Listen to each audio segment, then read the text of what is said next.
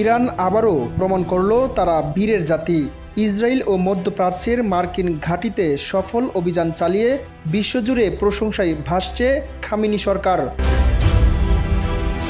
দেশের সর্বোচ্চ ধর্মীয় নেতা আয়াতুল্লাহ আলী খামেনির ইমানের জোরেই তেহরান ইসরায়েল আমেরিকাকে চাপে ফেলতে পেরেছে বলে মনে করেন ইসলামী চিন্তাবিদরা।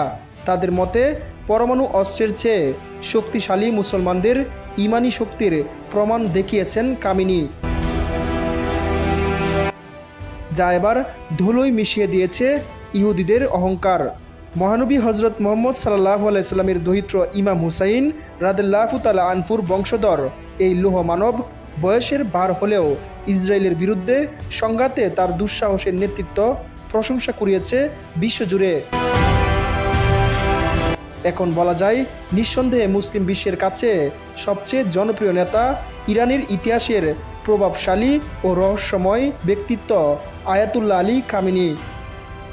সম্প্রতি ইসরায়েলের আকস্মিক বিমান হামলায় ইরানের সমন্বিত চৌকুশ সামরিক বাহিনীর শীর্ষ কয়েকজন নেতাকে হারিয়েছেন তিনি। কিন্তু এতে বিন্দুমাত্র পিছপা হননি ৮৬ বছর বয়সী এই নেতা।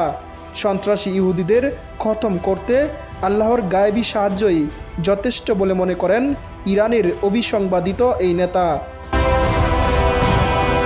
মধ্যপ্রাচ্যের অন্যতম ক্ষমতাধর মুসলিম নেতা খামেনি গত প্রায় ৪ দশক ধরে শাসন করে আসছেন ইরানকে।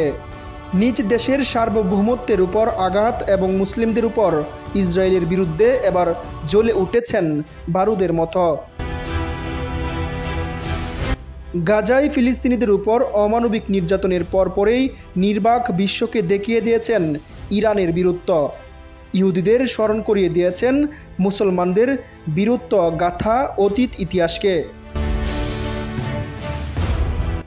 ইসলামী চিন্তাবিদরা মনে করছেন খামেনির ইমানি শক্তি এখন ইসরায়েল ও যুক্তরাষ্ট্রের কাছে এখন বড় ভয়, আতঙ্ক। এই জুড়েই একদিন ইরান তথা মুসলমানদের বিজয় আসবে বলে মনে করেন ইসলামী চিন্তাবিদরা। এদিকে ইরানের সর্বোচ্চ নেতা আলী খামেনি তিনি তার ঈমানতৃপ্ত মনোবলের মধ্য দিয়ে তিনি ইরানি জাতিকে আশ্বাস করেছিলেন যে যুদ্ধে আমরা জয়ী হব ইনশাল্লাহ। নেতা হিসেবে ইরানের সরকার, বিচার বিভাগ, সামরিক বাহিনী, ইসলামী বিপ্লবী গার্ড বাহিনী এবং ফোর্সের উপর পূর্ণ নিয়ন্ত্রণ রাখেন খামেনি।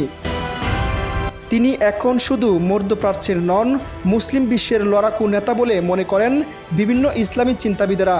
খামেনি বলেছেন, আমরা আল্লাহ ছাড়া কাউকে পরোয়া করি না, আমরা আল্লাহ ছাড়া কাউকে ভয় করি না, আল্লাহ আমাদের জন্য যথেষ্ট। আমরা সেই আল্লাহর উপর তাওয়াক্কুল করেছি, আল্লাহর উপর আমরা ভরসা করেছি।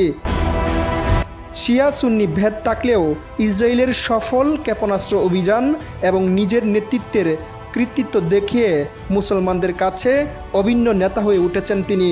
অন্যায়ের কাছে মাথানত না করা খামেনি ইহুদিদের সঙ্গে কোনো আপোষ করেননি।